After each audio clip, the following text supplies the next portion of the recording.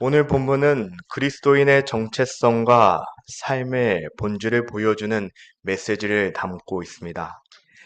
요한 사도는 빛 가운데 거하라 라는 권면을 통해 참된 신앙의 증거는 결국 사랑에 있다라고 강조합니다. 우리 인생에서 누구를 막론하고 어떤 상황에든지 절대적으로 필요한 것이 있다면 그것은 바로 사랑입니다. 사람은 사랑을 먹고 삽니다. 그러나 우리가 겪는 많은 고통과 상처는 깨어진 사랑, 배신당한 사랑, 거짓된 사랑 때문입니다. 타락한 인간의 형실에서는 참된 신앙이 무엇인지, 참된 사랑이 무엇인지 모릅니다.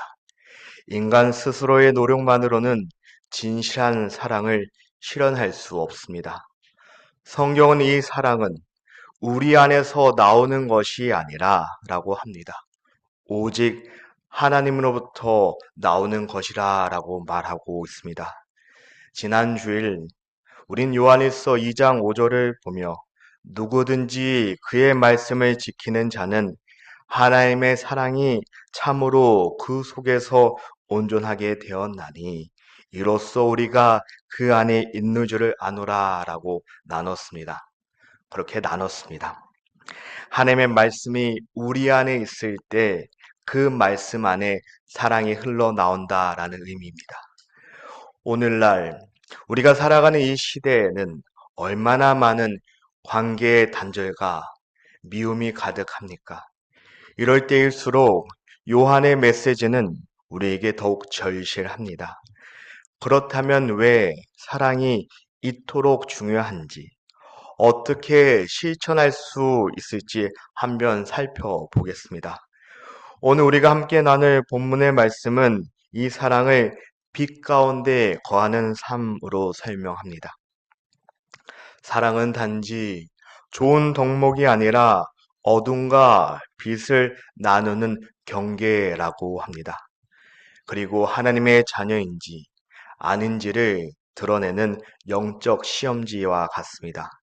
이제 본문을 통해서 왜 사랑이 빛이고 왜 미움이 어둠인지 그리고 어떻게 우리가 그 사랑 안에 거할 수 있는지를 함께 살펴보도록 하겠습니다.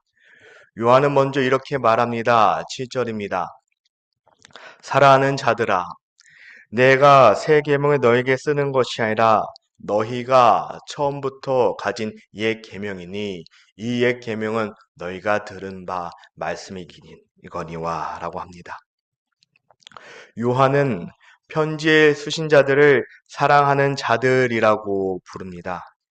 이 호칭은 그들이 향한 요한의 깊은 애정과 그가 전하고자 하는 메시지의 핵심을 말하고 있습니다. 즉 사랑을 드러냅니다. 요한은 자신의 새로운 가르침을 전하는 것이 아님을 분명히 밝히고 있습니다. 그가 말하는 계명은 새 계명이 아니라 수신자들이 처음부터 가진 옛 계명이라고 합니다. 그렇다면 여기서 말하는 옛 계명은 무엇일까요? 이는 그들이 처음부터 들은 바 말씀, 곧 구약의 가르침을 말하고 있습니다. 신명기 6장 5절을 보면 너는 마음을 다하고 뜻을 다하고 힘을 다하여 내 하나님 여호와를 사랑하라 라고 가르쳤습니다. 하나님을 사랑하는 이 계명은 구약 시대부터 하나님의 백성이 지켜야 할 삶의 중심이었습니다.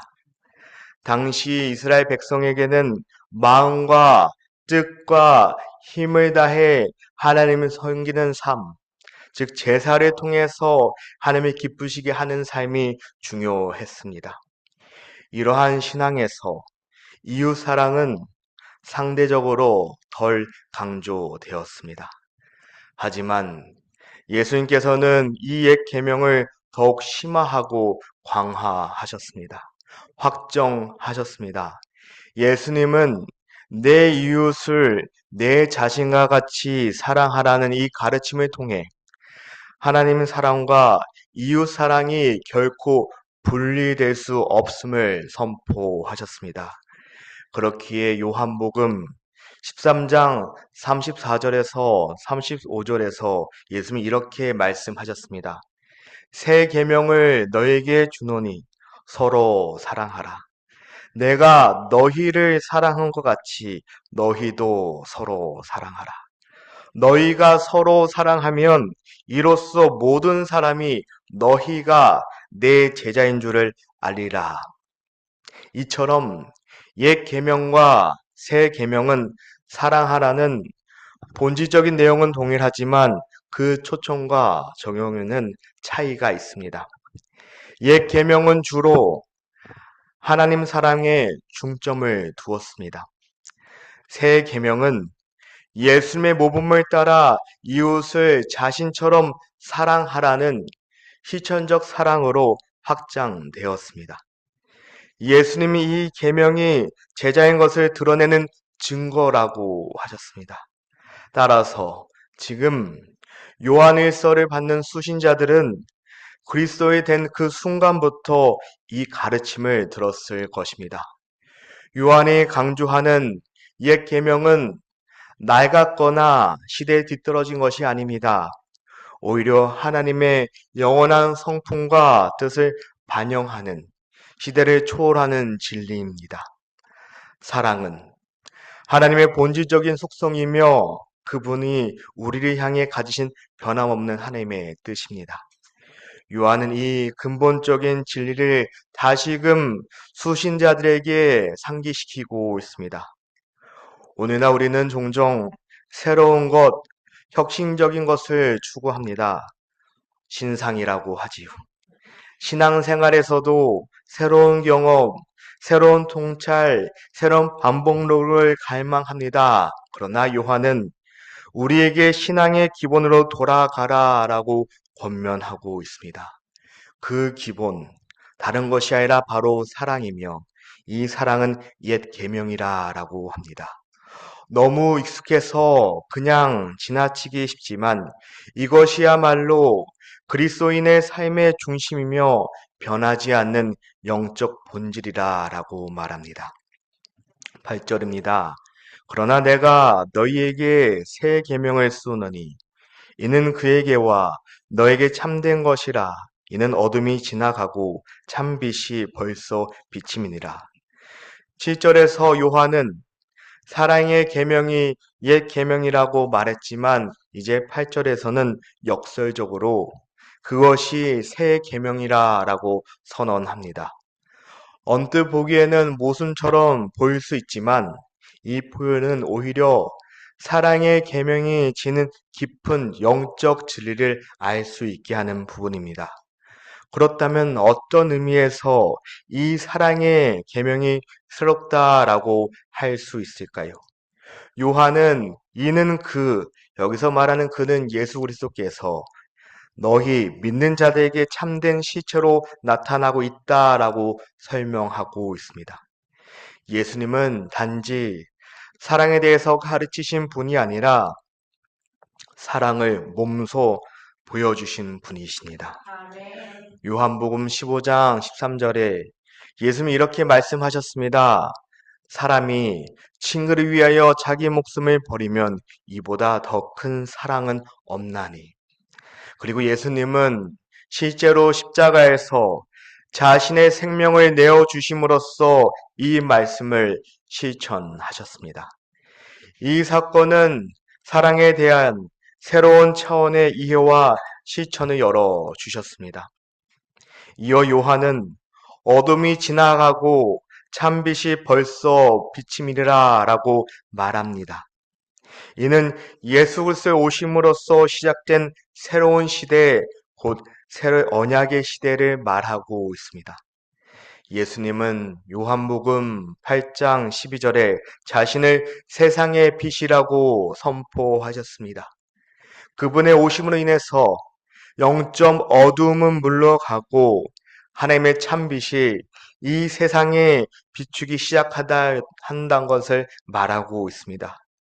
이 새로운 시대 속에서 사랑의 계명은 단순한 율법의 조항이 아니라 그리스도의 영이 우리 안에 거하시며 우리를 이끄시는 내면의 변화라고 말하고 있습니다.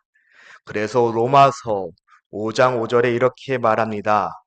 성령으로 말미암아 하나님의 사랑이 우리 마음에 부은 바 되었느니라 라고 합니다. 즉 이제 사랑은 외적인 명령이 아니라 우리 안에 부어진 성령의 열매로서 자연스럽게 흘러나오는 것이라 라고 말합니다. 그리스도인으로서 우리는 이 새 계명의 시대에 살아가고 있습니다. 우리가 살아가는 것은 의무나 강요 때문이 아닙니다. 그리스도께서 우리를 먼저 사랑하셨기에 가능합니다. 이것이 바로 새 계명의 본질입니다. 그 계명은 예수 그리스도 안에서 참된 것이 되었고 이제 그분을 따르는 우리 안에도 참된 것이 되어야 합니다. 9절입니다. 빛 가운데 있다 하면서 그 형제를 미워하는 자는 지금까지 어둠에 있는 자요. 요한은 사랑에 대해 깊이 묵상한 사람 중에 한 명이었습니다. 그래서 그를 흔히 사랑의 사도라고 불려집니다. 요한은 단순한 개념으로 사랑을 말하는 것이 아니라 실제 삶에서 드러나는 그 사랑의 그 실천을 강조하고 있습니다. 특히 그는 형제를 미워하는 사람은 여전히 어둠 속에 있으며 형제를 사랑하는 사람은 빛 가운데 거한다라고 선포하고 있습니다.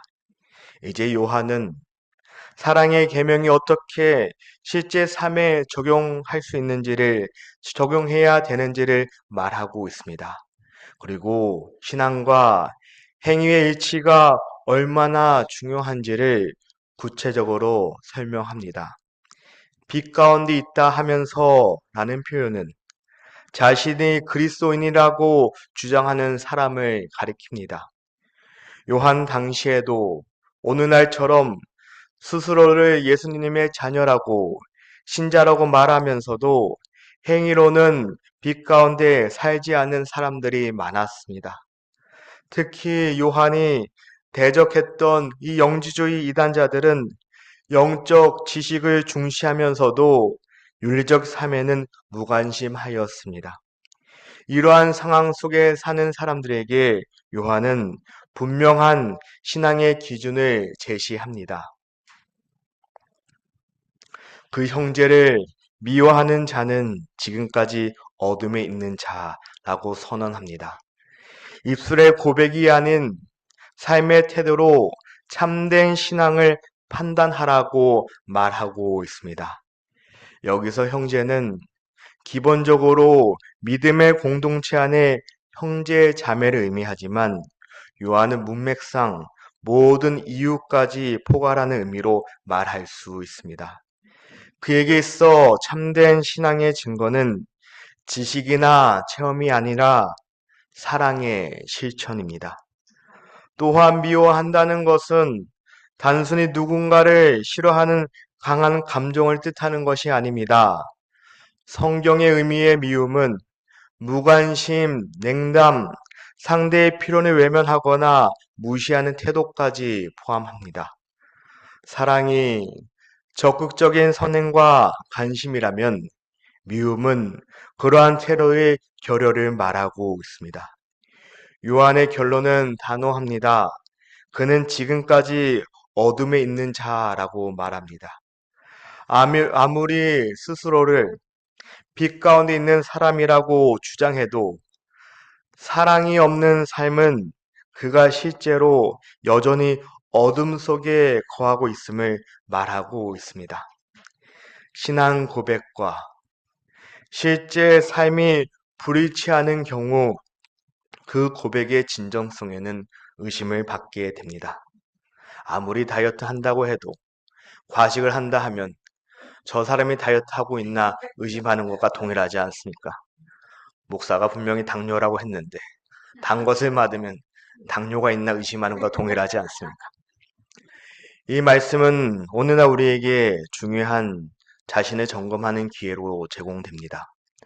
우리는 종종 우리 자신의 신앙의 지식을, 체험을 또는 교회 활동으로 우리를 평가합니다. 그러나 요한이 제시하는 기준은 훨씬 더 근본적입니다.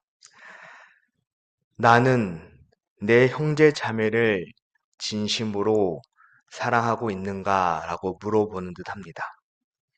만약에 우리 안에 미움이 있고, 분노가 있고, 쓴뿌리가 있고, 용서하지 못한 마음이 있다면 우리는 자신의 영적 상태를 하나님 앞에 진지하게 돌아봐야 된다는 것을 말하고 있습니다. 10절입니다. 그의 형제를 사랑하는 자는 빛 가운데 거하여 자기 속에 거리낌이 없으나 9절에서 사도 요한은 형제를 미워하는 자는 지금까지 어둠에 있다고 말하며 부정적인 측면을 지적했습니다. 이어서 10절에서는 그와 대조로 형제를 사랑하는 자가 누리는 축복된 상태를 긍정적으로 묘사하고 있습니다.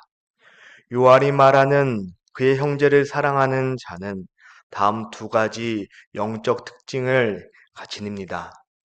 첫 번째는 그는 빛 가운데 거합니다.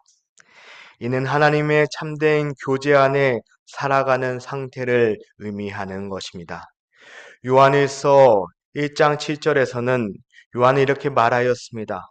만일 우리가 빛 가운데 행하며 그가 빛 가운데 계신 것 같이 우리가 서로 사귐이 있고, 빛 가운데 거한다는 것은 단순히 도덕적으로 바르게 산다는 것을 뜻하는 것이 아닙니다.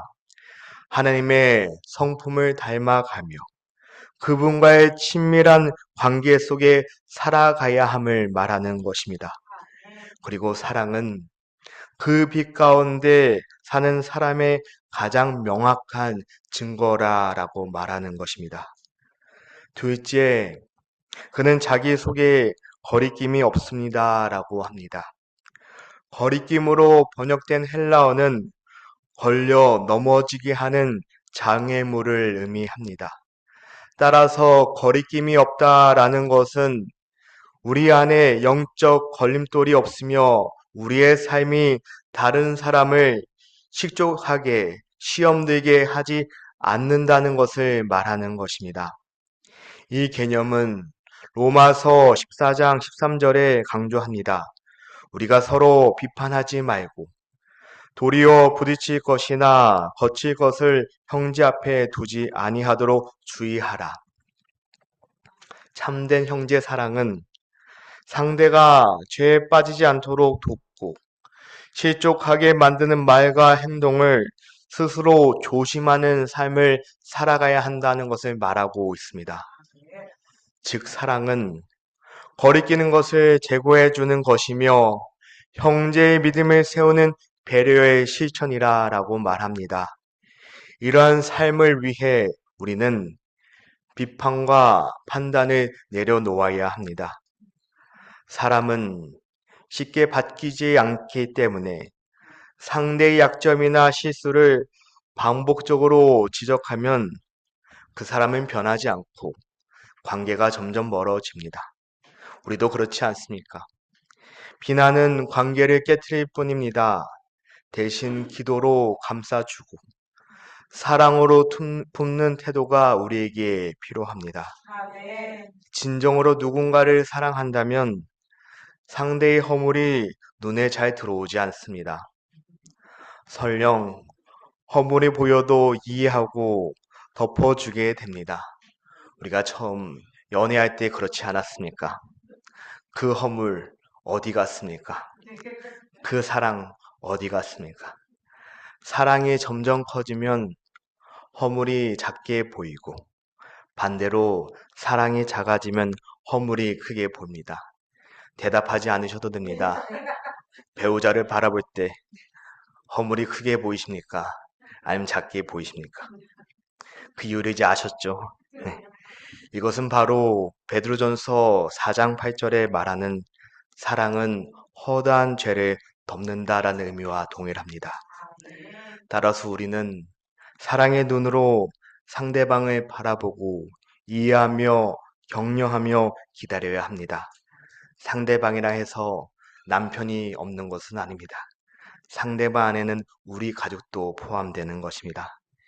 비판이 아닌 사랑으로 다가갈 때 그 사람은 마음을 열고 변화를 시작하게 됩니다.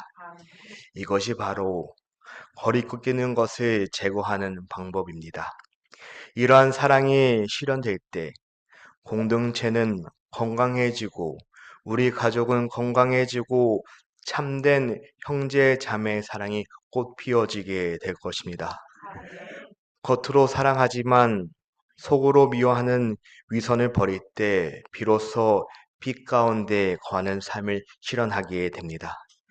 예수께서 말씀하신 대로 주는 것이 받는 것보다 복이 있다라고 하였습니다. 우리가 사랑을 실천할 때 이 말씀이 삶의 실제 경험으로 다가오게 됩니다. 사랑은 단지 다른 이를 위해 수고하는 것이 아니라 우리 자신을 위한 축복의 기름을 우리는 깨닫게 됩니다. 11절입니다. 그의 형제를 미워하는 자는 어둠에 있고 또 어둠에 행하며 갈 곳을 알지 못하나니 이는 그 어둠이 그의 눈을 멀게 하였습니다. 미움은 눈을 멀게 합니다. 처음에는 어떤 이유 때문에 한 사람을 미워하게 됩니다. 그런데 미움이 점점 커지면서 나중에는 내가 왜 이 사람을 미워하게 됐는지 그 이유를 잊어버리게 됩니다. 어둠으로 인해 눈이 멀고 만 것입니다. 우리가 미움을 마음속에 품게 되면 상대방을 미워하는 날카로운 칼이 우리 자신을 먼저 찌르게 됩니다. 미움과 살기는 우리 자신을 먼저 저주하고 죽이는 것입니다. 반대로 용서와 사랑의 마음은 상대방에게 닿기 전에 우리의 마음부터 변화시키는 것입니다. 우리의 마음에 편안이 찾아오고 기쁨으로 얼굴이 환해지게 됩니다. 상대방을 향한 사랑이 우리를 먼저 축복하기에 그렇습니다. 그렇게 우리는 하나님의 사랑하는 것만으로 만족하지 말아야 합니다. 내 이웃을 내 몸처럼 사랑하도록 노력해야 합니다. 왜냐하면 이것은 하나님이 우리에게 주신 지상 명령이기에 그렇습니다.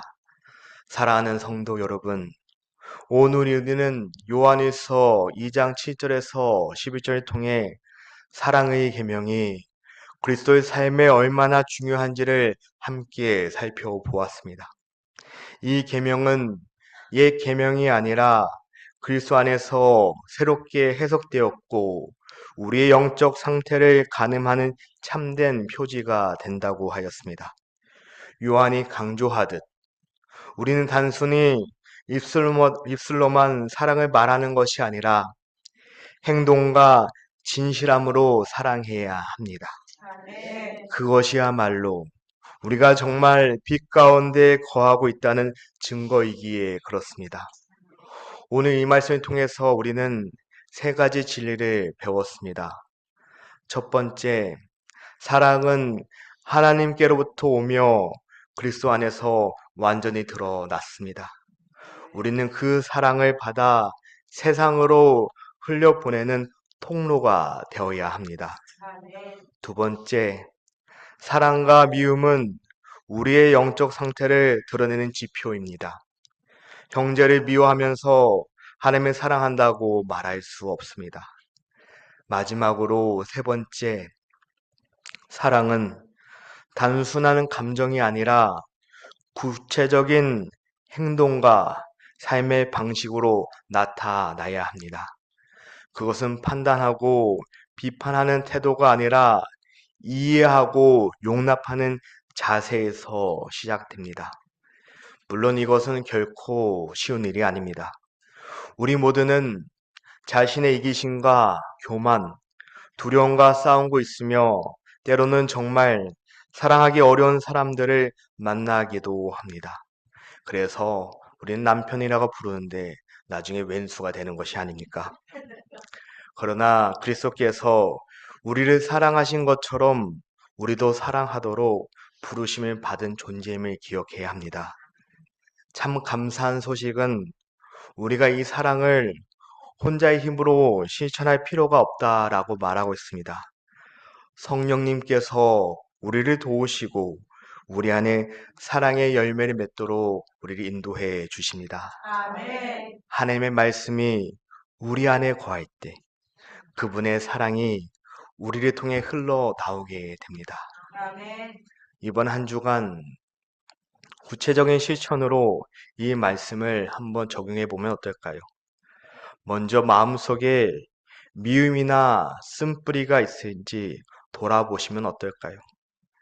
용서가 필요한 관계가 있다면 화해의 첫 걸음을 기도로서 준비해 보면 어떨까요?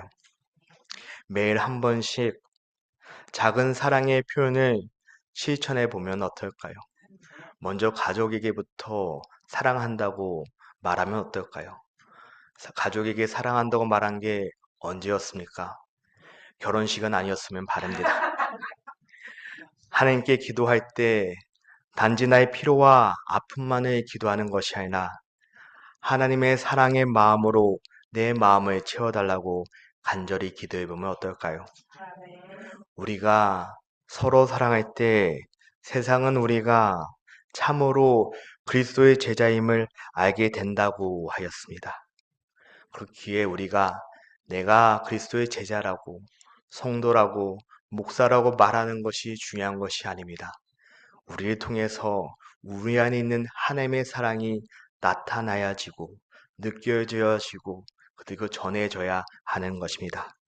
그렇기에 우리 모두 제자됨을 말로만 하는 것이 아니라 우리의 삶 가운데 행함으로 드러내기를 간절히 바라는 예수님의 제자가 되시기를 축원하여 드립니다. 아멘.